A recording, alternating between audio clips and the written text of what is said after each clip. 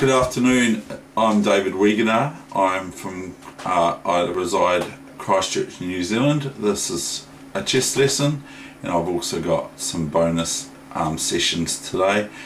It's week 41 session, or lesson number 1, or number 1 day, and it's the 21st of August 2017. The time is 3:40ish, 3:40 p.m. ish. Okay, so here we go, let's get into it. Okay,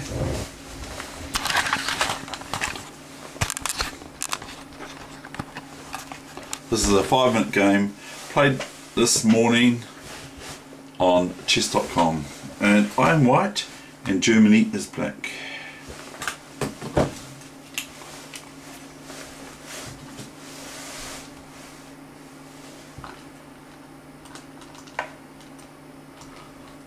Turn the engine off. Dave got D6. This is looking like a perfect defense. I play my old favourite line that I like, playing D3 on move 2, well on move 1 even, and it's quite well liked by some people. Okay, everyone can play it differently though. Knight F6, Knight D2, and here came G6, so black's fair and shadowing their bishop, and so am I. Bishop G7, Bishop G2, 0-0, Knight G-F3, Knight C6, very sensible development from black. Castles, E5, now black presents a pawn in the centre, so it's actually in the centre now.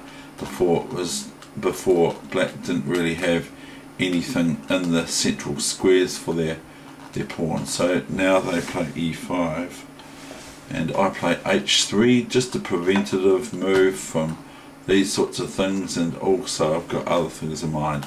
H3 came, the reply was H6. Now I play A4, and this is also another preventative move. Why do I play that? Well, I want to stop future movements like this if I want to embark my knight here, and that's the thing over here and here and here, or if I want to later on play F4 and F5, I have my knight here, and then play F4 and F5, that's the thing. So I play A4. And it's also getting some room for me, so black can't just idly play this pawn here now, can they? Because I just take it and then I'm a clear pawn up. So I played A4 on move 9, and my opponent played Knight H7. Okay, now that's got some ideas, I suppose. There's a friend of mine who played Knight to H2 or Knight H7, and he'd want to throw his knight here, and he'd also want to put his bishop here and all this stuff with the bishop on E7, or on E2 he'd play Knight H2. It's a sort of like thematic move, is Knight H7 or Knight H2 in this case for white. If he was playing white, he likes to flick his knight to H2 and then to G4. So that's what he likes doing. Okay, now we have got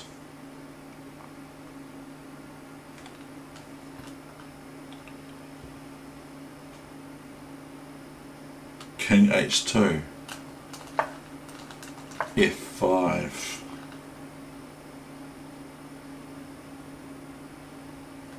Now I took this, EF5,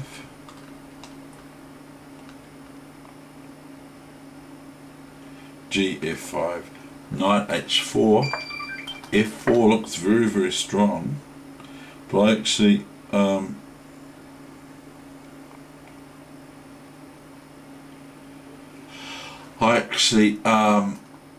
played this. Now notice the lovely checkmate here. Can you see the checkmate here?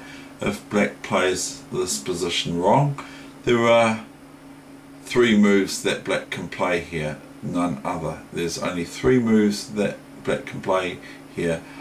2 are really no good, and the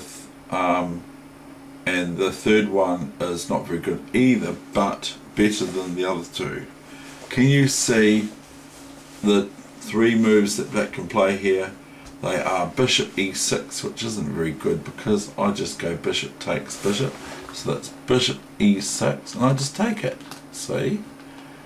And then rook here, and the rook is pinned, of course. And this is quite a difficult game. But if here, will the computer show us the move before you set? The move here is this. Checkmate. So, black played the lesser of three evils here. They played rook f7. Okay. Why'd they do that, Dave? Oh, I don't know. I'm not there. I'm not in Germany. I can't see why Germany played rook f7, but I don't think they like the other moves there, Kiwi. Yeah, I reckon they did, Dave. Well, where are you anyway? You're hiding somewhere. So anyway, my opponent went rook f7. Now, the thing is I don't take that rook straight away. Why? Why would I take it straight away? If I take it straight away, then it's easier for black, because they get the king out there, which isn't very good, and they get this white squared bishop for maybe attacking my king later on, because I've got weak squares now in front. That's the sacrifice. But the other thing is that if black moves here, they excuse me. Excuse me. If black just moves here now, then they've actually made a move, haven't they, to get out of the pin. So if black's king moves here, they've actually made a move that I could have, that they wouldn't have made had I just taken this rook straight away after rook f7. So if black wants to get rid of the pin on the rook, then they will move something, or their king. They might go here with the idea of, it's my move of course, they might go here with the idea of playing the bishop to here, which is relieving the pin as well. Anyway, we'll motor on here.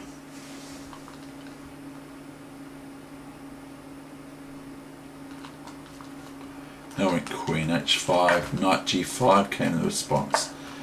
Black could also play this, but this would probably be a little bit better for me, because then, well, I'll probably play this first, and then I can take this pawn, because the pawn, once it takes here, I can just go knight f4.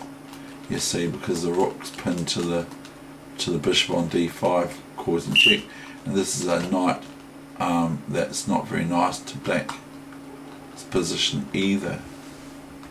But I have to be careful. So I went queen h5, and my opponent from Germany went knight g5.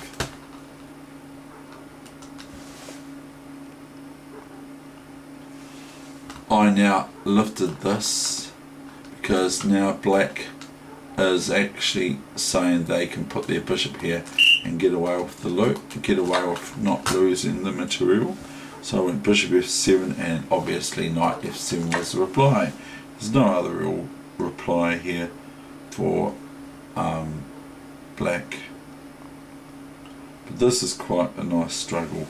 g4, now this looks a bit dodgy actually, David Weegenaar, because I mean, like it looks like black can just go here and here, and getting up on my queen sort of outwardly in a bad sort of a situation may be correct.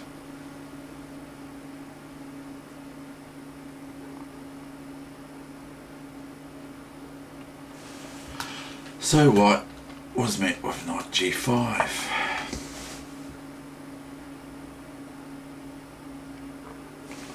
Knight e4 and knight d4 happened. Now what's white threatened with? Well, one, black can get these knights in here, that's possible, and also white's threatened with knight c2, possibly, I'm not sure. So what did I do? I went c3, I believe, c3, and so that if this knight hops in here, well, I thought, well, then I'm just going to take it. Okay, I'll just take it with this. This is check, king here, and then white could be met by knight check here now. I just go king h1, I'm not too worried. Maybe the computer says it's no good for white, who knows. So knight d4 c3, and I can remember that this knight goes to a bad position, this becomes a bad knight for the first one ever. This is a bad knight because now it's got nowhere to go really, and if f3, then I can merely just take the knight 15 times on g5 and then remove this pawn, and this knight is looking very, very unstable. It hasn't got any scope, can't go anywhere because I keep the bishop on, and then that stops black's flight square for the knight to here later on, because if I keep the bishop on, I can't, black cannot get out there. So black's knight is looking a bit skeptical where it's placed at the moment. So it looked good to flick it in there, but it wasn't really. Knight g5. Oops, hold on, what's going on here? We've got c3. Where did we get c3 now? Knight e2, c3, knight e2, then I went knight g5. Did I do that? I can't understand that. hg5. So I wasn't really too worried about trying to win material here. I'm just making sure I extract my queen, and also that I will now soon threaten this knight on e2. My opponent went bishop f6. Well, probably here is better if black was able to see into the future. They'd see that their knight gets trapped later on. So probably taking this bishop now is best, and then bishop f6 or something similar, but that's not what black played. Black played bishop f6. Now I just idly move my bishop up one square to d2, and my opponent plays d5. Looks quite ferocious, these pawns coming at me, which they are. They are to be respected, because they are coming towards my, they're now coming towards the centre in a big way, very strong.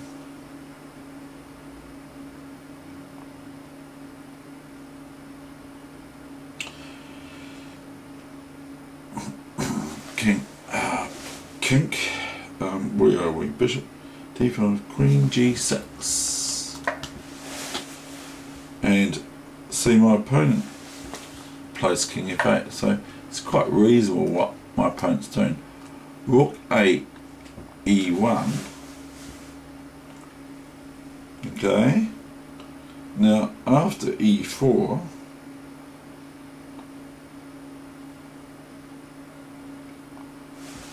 I just took it.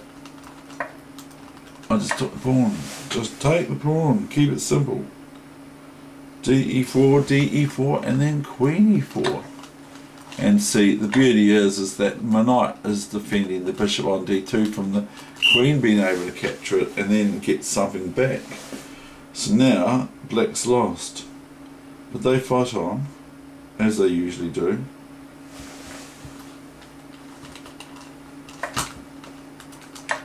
Rook e2. It gets a wee bit tangy, the position, I must say. Rook e2. Bishop c6. And like this is looking quite tangy, isn't it? You know, it looks quite, ouch. You know, it looks kind of like, now what do I do? And maybe, so what I do now is I think, well, I've got material up, and I go, because if I go anywhere, just about, I just lose the knight if I just move my queen idly somewhere. So go queen b4 check. Always checks are good because they always have to react to them, regardless of whether they're good or not. Now probably bishop e7 is probably the best now, and then I believe I would just play rook e7, threatening rook check here. So queen here will be forced, queen takes, and king takes is forced, of course, and then knight here is possible, but it also pins my knight. Maybe it may be not the best because I have to defend my knight with the pawn or taking the pawn with the bishop. So it's a wee bit, it's not ideal.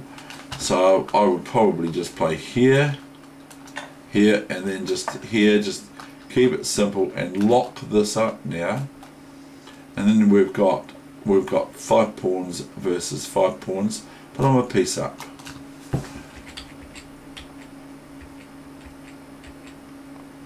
So that's what I was going to do if my opponent indeed played that.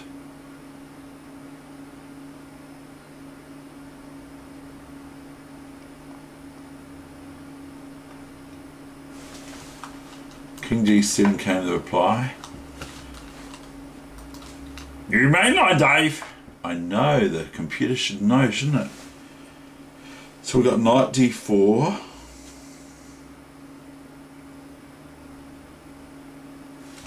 Bishop d5. I'm not wanting to know too much. It gets very tangy, this position. Knight f5, king h7, because black's trying to get out of this position.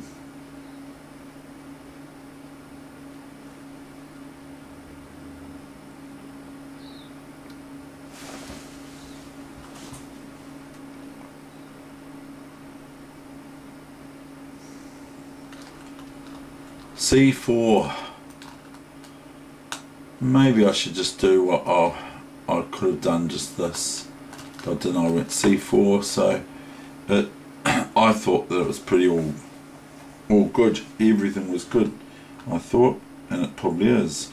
c4, bishop c6.